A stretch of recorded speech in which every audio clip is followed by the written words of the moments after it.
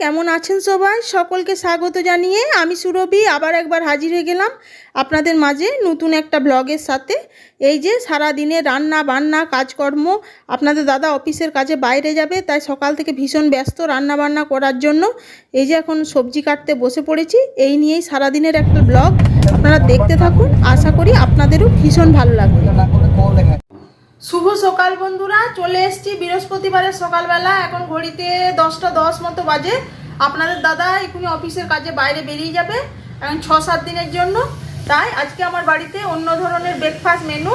ছেলে তো খেয়ে কলেজ চলে গেছে, আর আপনাদের দাদাকে যে ভাতটা বেড়ে দিলাম, আমি আমার জন্য রুটি করেছি। আমার খাওয়া হয়ে গেছে, কারণ আমার ওষুধ থাকে, ওষুধ খাওয়ার পর খাবারটা খেতে হয়, সে কারণে আমার খাওয়া কমপ্লিট। এখন আপনাদের দাদারটাই বেড়ে দিলাম। চলুন দেখুন আজকে আপনাদের দাদাকে মেনুতে কি বানিয়ে দিলাম। আর ছেলেও খেয়েই গেছে। এই যে আপনাদের দাদার প্রিয় ডাঁটা সেঁচকি, আর বাটা মাছ ভাজা, আর ভাত, আর এই যে চিকেন কারি। এটা অবশ্য কালকে রাতে ছিল, অল্প গরম করে দিলাম, খেলে খাবে, না খেলে না খাবে। আর এই যে গাঢ় গাঢ় করে যে দেখুন আলু দিয়ে ডাল বানিয়েছি। আর রুটিতে আমি এটাই খেয়েছি, আর মিষ্টি ছিল, সেই দিয়ে আমার রুটিটা খাওয়া হয়ে গেছে, ওই কারণে আলু দিয়ে ডালটা বানালাম। চলুন আপনাদের দাদা খেয়ে নেই, তারপরে আবার দেখা হবে পরে। বন্ধুরা এই যে সন্ধ্যেবেলায় এখন চা আর বিস্কিট নিয়ে বসেছি। আপনাদের দাদা তো দেখলেনি, সকালবেলা অফিসের কাজে বেরিয়ে গেল, তারপরে সারাদিন ব্লগটা কন্টিনিউ করতে পারিনি। এখন সন্ধ্যেবেলা চায়ের সময়, আজ একা একা চা খেতে হচ্ছে। খারাপও লাগছে, উপায় নাই, ছেলে এখনও আসেনি। চাটা খেয়ে নিই, তারপরে সন্ধ্যের রাত্রিবেলা রান্নাবান্না বসাবো, সেই আশাতেই আসছি। আগে চাটা আরাম করে খাই, সারাদিন তো আর কন্টিনিউ করতে পারলাম না। আজকে আবার জানেন একটু হালকা গরম গরম লাগছে, এখানে বৃষ্টি হয়ে ওয়েদারটা ঠিকই ছিল, তারপর জানি না কেন হঠাৎ করে আবার দেখছি একটু গরম গরম ওয়েদার, মানে গরম গরম ভাব, ফ্যান চালিয়েছি, ওই জন্য হয়তো কথাগুলো আপনাদের অস্পষ্ট আসছে। চলুন আমি এখানে চা বিস্কিট খাচ্ছি, আর আপনাদের দাদা কি খাচ্ছে ট্রেনে সেটাই আপনাদের দেখাচ্ছি। সে এখন পাহাড়ের কোল বেয়ে চা বাগানের মধ্যে দিয়ে, এখন আলাদা একটা পরিবেশের মধ্যে দিয়ে সে এখন যাচ্ছে। তার ট্রেন আবার আধা ঘন্টা 45 মিনিট লেট হয়ে গেছে। আমি কখন পৌঁছাবে কি জানি, বুঝতেও পারছি না। এখন 7টা 15 তো পৌঁছানোর কথা ছিল, এখন 8টার দিকে হয়তো নামবে।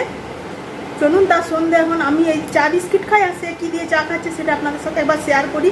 সেও আমার কন্টেন্টের কথা মাথায় রেখে আমাকে পাঠিয়েছে। দেখো আমি এখানে সন্ধ্যের লাঞ্চ ওদেরকে দিয়েছিল, নিয়ে সে লাঞ্চ তো ও তো বাড়িতে খেয়ে গিয়েছিল, আর ওই জন্য লাঞ্চে কিচ্ছু খাইনি, এখন সন্ধ্যের চাটাই খাচ্ছে। চলুন সেটা আগে দেখিয়ে দিই। আমি তো শুধু চা আর বিস্কিট খাচ্ছি, এখানে দেখুন কত কিছু আপনাদের দাদাকে খেতে দিয়েছে। আপনাদের সাথে সাথে আমিও দেখে নিলাম। এই যে চানাচুর, ভুজিয়া, প্যাকেটের ভিতরে একটা প্যাটিস টাইপের কিছু হবে মনে হচ্ছে দেখে। তার সাথে পাহাড়ের কোলে এই যে সুন্দরভাবে সন্ধ্যা নামছে, এত সুন্দর একটা পরিবেশের মধ্যে দিয়ে চা খেতে খেতে জার্নিটা করা পুরো জমে যাবে বলুন। দেখে তো আমার ভীষণই ভালো লাগছে। রাত্রি বন্ধুরা, চলে আসলাম রাতের খাবারটা রেডি করতে। আজকে দেখুন 3টে থালা না, আজ 2টো থালা। আপনাদের দাদা বাড়িতে নেই, অফিসের কাজে বাইরে বেরিয়ে গেছে, তাই মা ছেলে দুজনেরই খাবারটা রেডি করে নিলাম। আজকে আর রাত্রিবেলায় বেশি কিছু বানালাম না, মা ছেলে যখন খাবো তখন আর বেশি রান্না করে লাভ নাই, ছেলেও বেশি খেতে চায় না। এই যে মেনুতে কি আছে সেটা সবার আগে দেখিয়ে দিই। এই যে পটল ভাজা,